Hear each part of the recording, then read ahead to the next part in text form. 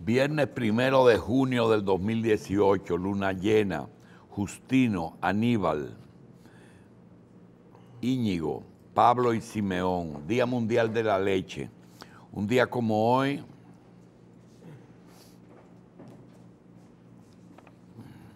el emperador Carlos V, a solicitud de la reina de las Indias, María de Toledo, viuda de Diego, cede la capilla mayor de la catedral para sepultar los restos del almirante de la mar Oceánica. Ay, doctor. La empresa del científico Alfred Nobel. Doctor, yo voy a asumir esa práctica suya de no mencionar el nombre No de lo ese señor. menciono ni a A ver palo. si eso me trae a un cambio de Fabrica actitud. por primera vez la dinamita. Un día como hoy nacieron Julio Miguel Escoto Santana, abogado, Rafael Domingo Aybar, empresario, Ani Maribel Santana,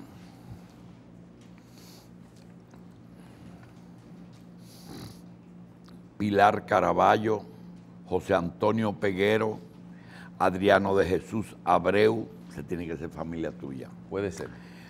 Nelson Alejandro de Soto y Piñeiro, Luis Navarro, Alberto Perdomo, Euclides Reyes y una persona muy apreciada aquí, la señora Yanina Suriel de García.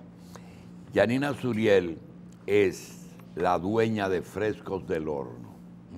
El esposo cree que él es el dueño, pero la dueña es Yanina. Qué bien. Y los propietarios de farmacia,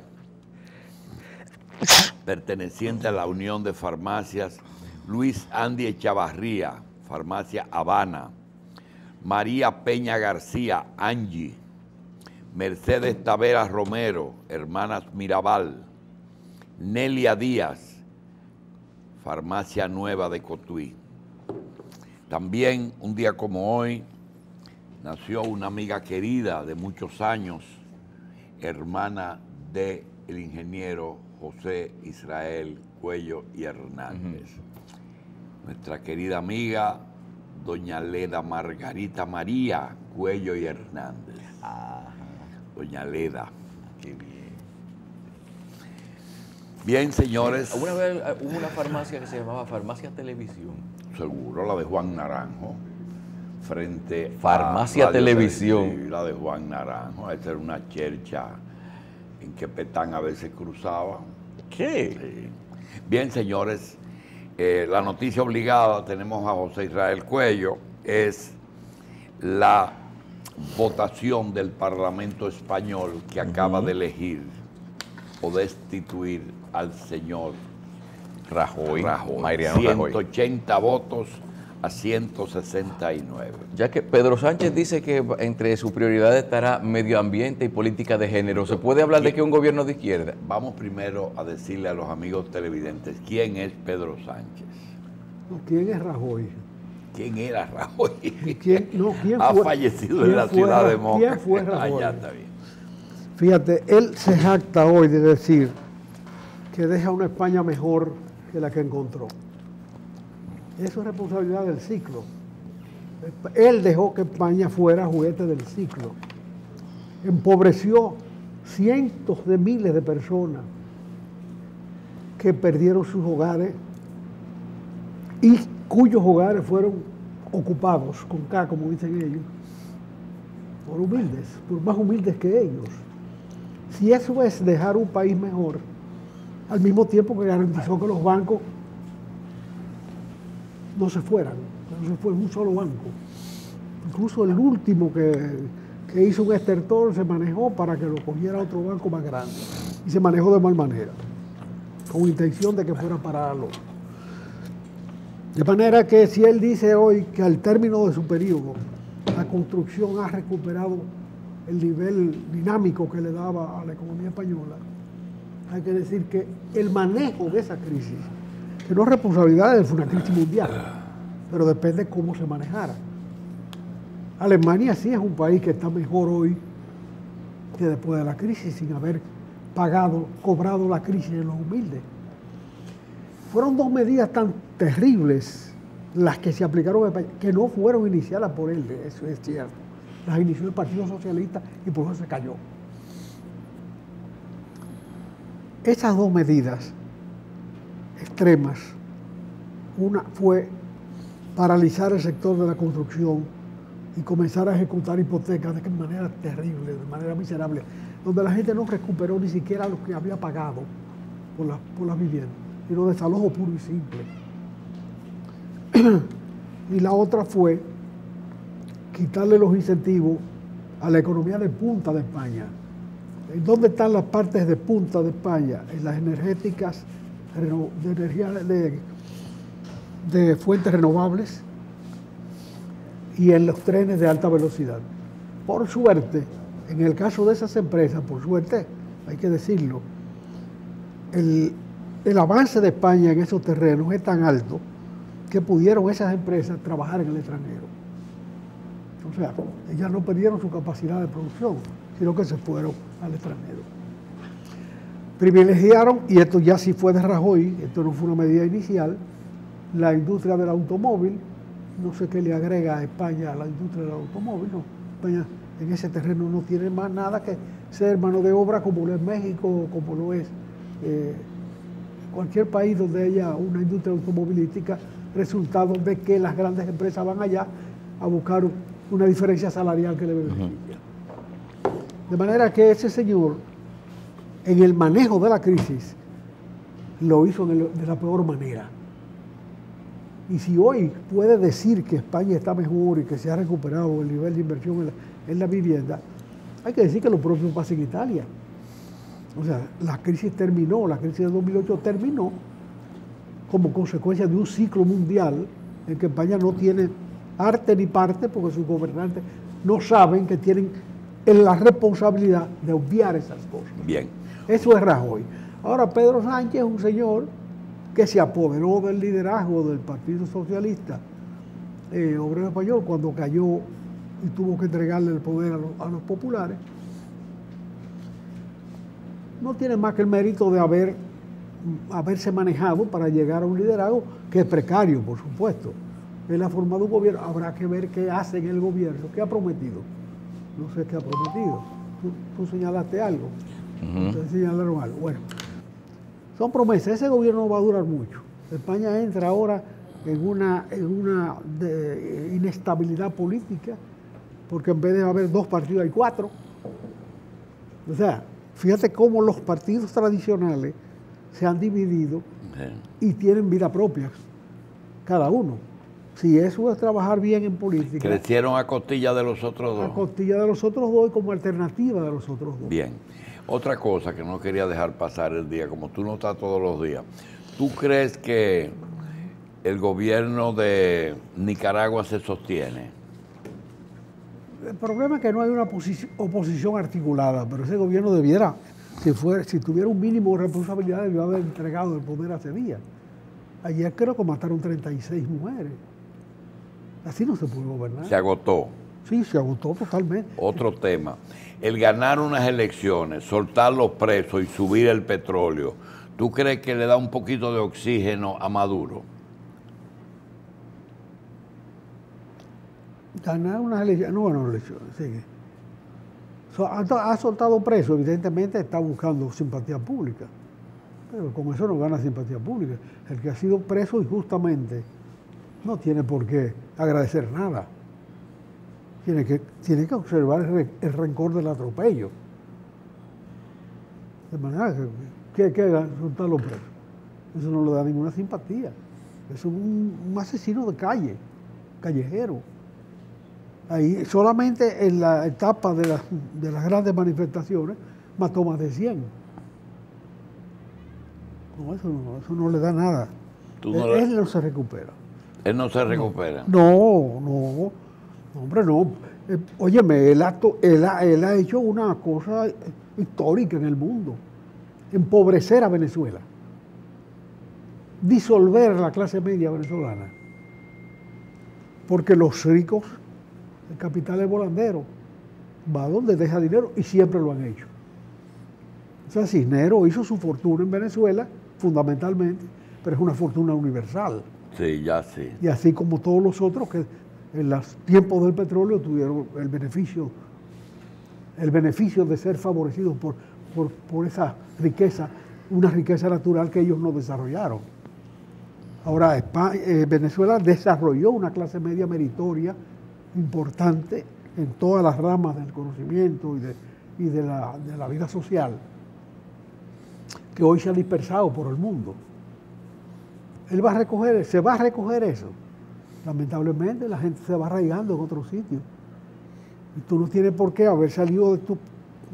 ¿Cómo? No solo por qué, sino cómo. Haber salido de tu país en un momento en que se deterioran las condiciones de vida que se crearon con tu participación y volver luego, por simple patriotismo, por un sentimiento que no retribuye tan fácil, a volver a reconstruir a Venezuela. La clase media se está arraigando del resto del mundo para beneficio nuestro, por ejemplo, que hemos recibido muchos venezolanos, que no los hemos tratado como debió tratarse, no solamente por las relaciones históricas entre Venezuela y la República Dominicana, sino por lo que merecen los seres humanos. Hay por qué ponerle tanta traba a personas que vienen a aportar en la vida dominicana inmediatamente. Y hay que tener un sentimiento de caridad y acogerlo con cariño. No ha sido así, lamentablemente no ha sido así. Bien, finalmente, el tema de Cuba, que tú quizás tengas una visión un poquito más profunda que nosotros.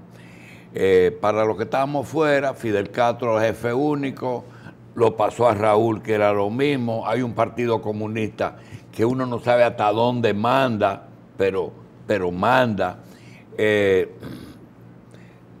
Rusia le suplió en la Guerra Fría sobre oxígeno a Cuba, después Venezuela la mantuvo, ahora sin Obama y Trump en contra, con un gobierno que uno no sabe quién manda. ¿Cómo tú ves? Mira, la tragedia cubana es más remota. Cuba fue la última colonia importante americana de España. Cuba se independiza de España al final del siglo XIX, principio del siglo XX. Y lo hace dentro del marco de la guerra hispanoamericana. La que se llamó con propiedad la primera guerra imperialista. No imperial, sino imperialista. Porque la diferencia entre un concepto y otro es que el imperio se desarrolla como expansión territorial y en consecuencia económica, mientras que el imperialismo es un dominio de carácter económico. Y por abarcando, la enmienda Platt condicionó la independencia cubana en su primera constitución, y duró muchísimos años, y la cuota azucarera preferencial que permitía la rentabilidad de las inversiones norteamericanas en Cuba duró hasta que Fidel Castro terminó, hasta que Fidel Castro empezó. O sea, Cuba fue una colonia económica norteamericana desde su fundación hasta que Fidel Castro la independiza de esa dependencia y la somete a otra dependencia, porque los rusos no fueron a buscar espacio en Cuba. Fue Fidel Castro que endosó a Cuba a la teta soviética. En este caso no fue de carácter imperial ni imperialista, porque ni los rusos andaban buscando eso, ni hicieron inversiones en Cuba de carácter reproductivo. Simplemente una asistencia. El viceministro soviético me dijo en una oportunidad, conversando en una mesa de comer, que los cubanos eran muy caros, pero cuando salían más caros era cuando se ponían a trabajar. Sí, digo, nosotros mantenemos a Cuba con 2 días del Producto Interno Bruto soviético. Eso es lo que nos cuesta Cuba. Si no trabajan. Ahora, si trabajan, eso sube. Cuesta más. Cuesta más. Porque hay que pagarle. No, como quiera, sin trabajar hay que pagarle.